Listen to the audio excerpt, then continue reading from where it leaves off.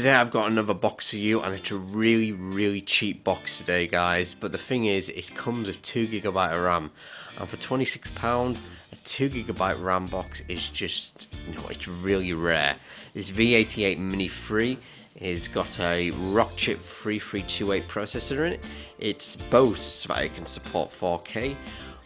Maybe it does, maybe it doesn't, maybe it sort of does in a sort of way, in a roundabout way. Maybe it can handle it, maybe it can't.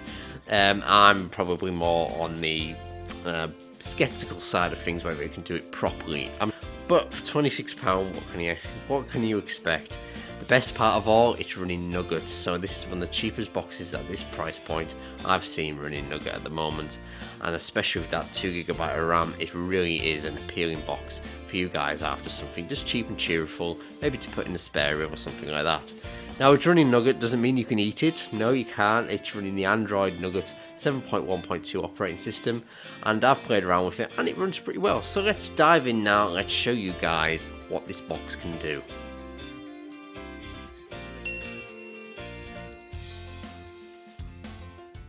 So let's quickly unbox this V88 MINI III. As you can see, it's just some really cheap packaging. There's nothing too exciting, and for some reason they have left the V88 in a bit of an awkward place. But anyway, there's just a simple instruction manual. We've all seen these before. They're pretty basic, pretty useless to be fair. Here's some more cheap packaging. Let's get this out of the way. Oh, there we go. There's the little pouch from the actual V88. As you can see, it sits in there. Well, it should have sat in there, but there we go.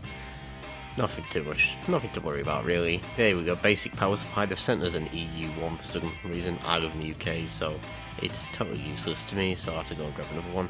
Not relevant to you guys if you want to actually buy one. Just another basic remote, and a HDMI cable. There we go, and the rest of the cheap packaging. Let's move on. So as you know, this box is running Nougat 7.1.2, and it actually boots into Android pretty quickly. It only takes roughly 5 to 10 seconds, which I know it's pretty swift. Now this is the launcher. So welcome to the home screen, and you've probably seen this before. I've seen it a few times. The first time I saw it was when the S905 AMLogic processor first came out, the S905X with Marshmallow. And this was featured on the Mini M8S2, and I quite liked it. It is quite a nice looking modern launcher. Now, I've played around with this quite a bit and it is nice and smooth. I've got no complaints about the actual, usability of getting through menus and stuff like that. It is pretty quick. There's very little lag, if anything. As you can see, it's running Android 7.1.2 Nougat, and it's doing it pretty well. Now, as far as running apps and that, we're going to get to that obviously.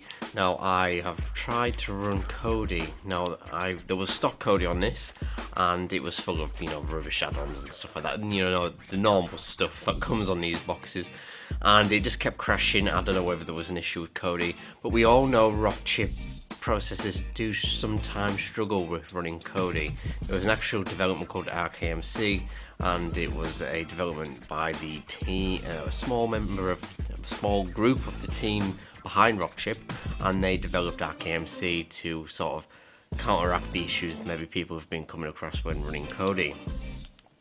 Now, it was crashing a little bit.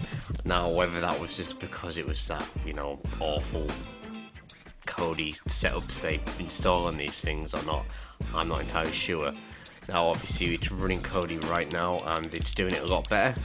So when I was actually first setting up Kodi on the actual pre-installed one, it just kept crashing, kept on coming up saying, Kodi is crashed and Kodi needs to wait, or whatever it was saying, and every single time. Now I've just launched it now, and as you can see, it's running fine. So maybe it was just an issue there, but a lot of people out there do say Rockchip processors sometimes do struggle with certain parts of Kodi.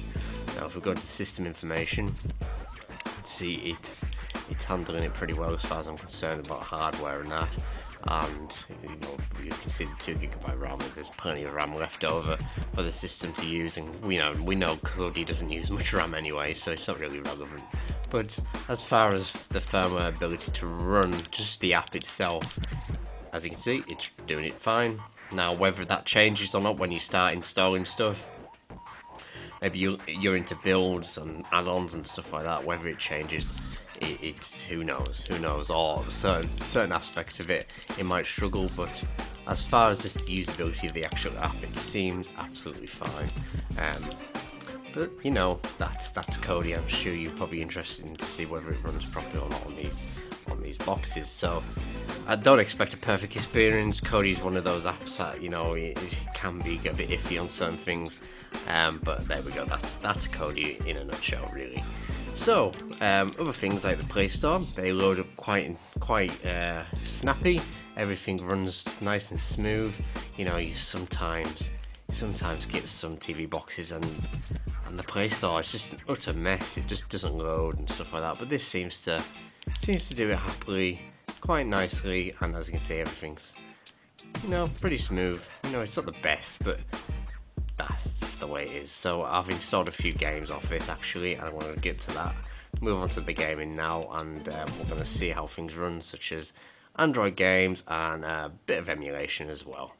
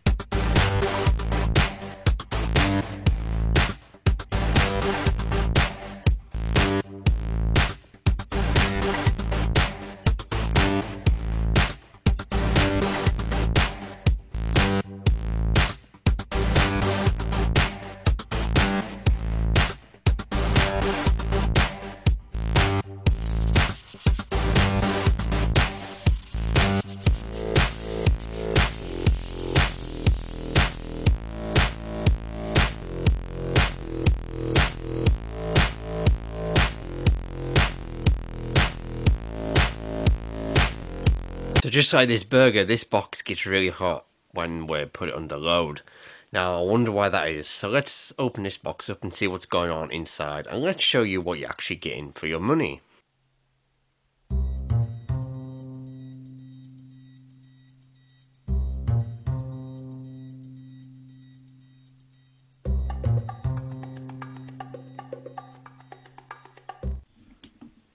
So as you've seen, this TV box is quite easy to take apart. Sometimes you've got a Wi-Fi antenna actually stuck onto the side of the casing.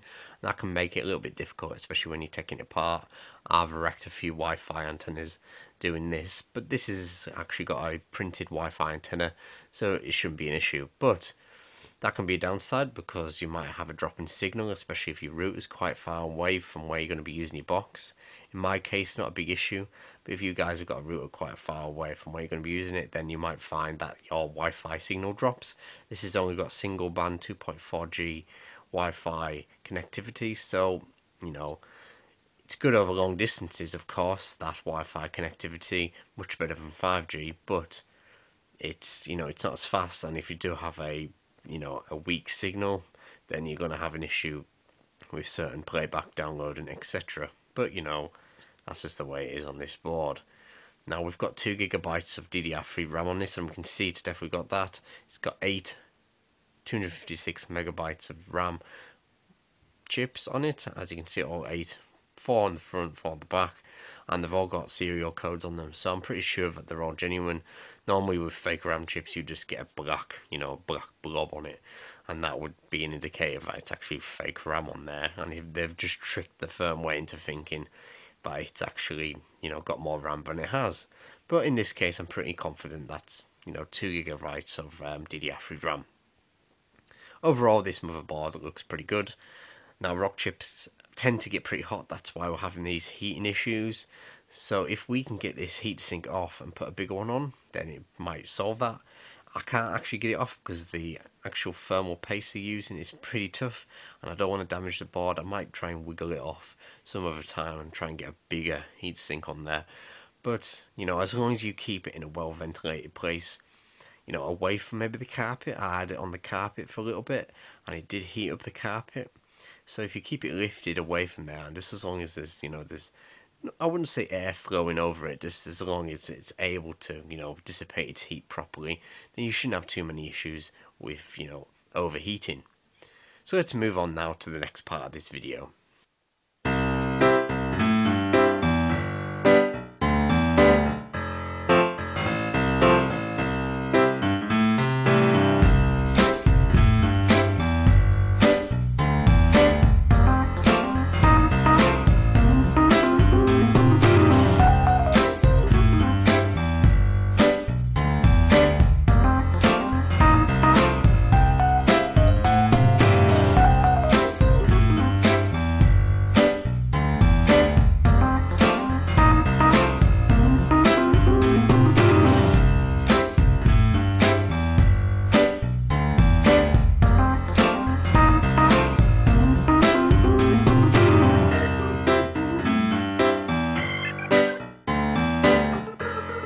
So that's pretty much it, guys. You've seen the V88 Mini II pretty much in and out, really. I think it's a nice little box. It certainly does the job. It's not perfect. No, it's not perfect at all. But for £26 or about $32 or something like that, you can't really complain, especially if you're just after something really cheap and to the point. I wouldn't go for this if you struggle with technology. I really wouldn't. If you're a tinkerer like us at the MXQ project, this is probably going to be perfect for you, because then you can just play around with it and tweak it just a little bit just to get it to work really well. If it's just a really cheap box and you know your basics, you know your way around it, you know, again, might be worth considering. Again, it's not perfect, guys. You know, there's plenty of issues I could talk all day about, but you know, those are things, those are just little niggles that you're going to expect on most boxes, especially boxes as cheap as this. So that pretty much covers it. Let me know what you think about this in the comment section below. Certainly surrounding the rock chip based processors, lots of people have issues, especially surrounding Kodi and that, so I'd love to hear your thoughts on this. So thanks for watching, guys. Don't forget there's a TX2 competition running at the moment. We're trying to get to 2,000 subscribers, so I shall leave the link in the description where you can learn all about that. And yeah, thanks for watching, guys, and we shall see you in the next one.